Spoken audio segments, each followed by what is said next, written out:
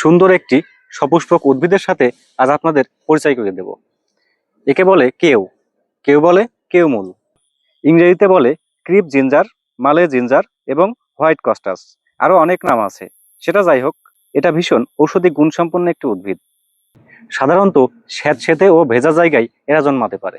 পাতার পিছনে খুবই নরম মখমলের মতো, হাত বুলালে খুবই আরামদায়ক এক অনুভূতি হয়। এই গাছের পাতার রস, কাণ্ডের রস ও মূলের রস সবই ঔষধি গুণসম্পন্ন।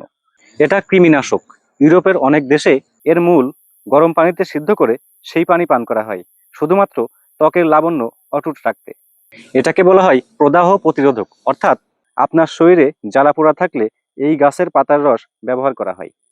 এছাড়াও চর্মরোগের ক্ষেত্রে এ গাছের পাতার নির্যাস ব্যবহার করা হয়। আফ্রিকার অনেক দেশে এ গাছের পাতা রান্না করে খাওয়ার প্রচলন রয়েছে। পার্শ্ববর্তী দেশ ভারতে এটি ঔষধি গাছ হিসাবে চাষ করা হয় এবং অনেক দেশে সৌন্দর্য বৃদ্ধির জন্য বাগানে রোপণ করা হয়। এটা কিন্তু চমৎকার দেখতে। অর্নামেন্টাল প্লান্ট হিসাবে আপনিও রোপণ করতে পারেন। এ গাছের মূল ও ফলের মাধ্যমে বংশ বিস্তার হয়। এই গাছটি নিয়ে বাংলাদেশে একটা বড় বিভ্রান্তি রয়েছে। এই গাছটাকে অনেকে ইনসুলিন প্লান্টের সাথে গুলিয়ে ফেলেন, আবার প্রতারণার শিকারও হন। এই কেউমূল ও ইনসুলিন প্লান্ট দেখতে অনেকটা একই রকম হলেও বেশ কিছু পার্থক্য রয়েছে। যেমন এই গাছের পাতার পেছনে মখমলের মতো, কিন্তু ইনসুলিন প্লান্ট গাছের পাতার পেছনে মসৃণ এবং কেউমূলের ফুল সাদা হয়, ইনসুলিন গাছের ফুল হলুদ হয়।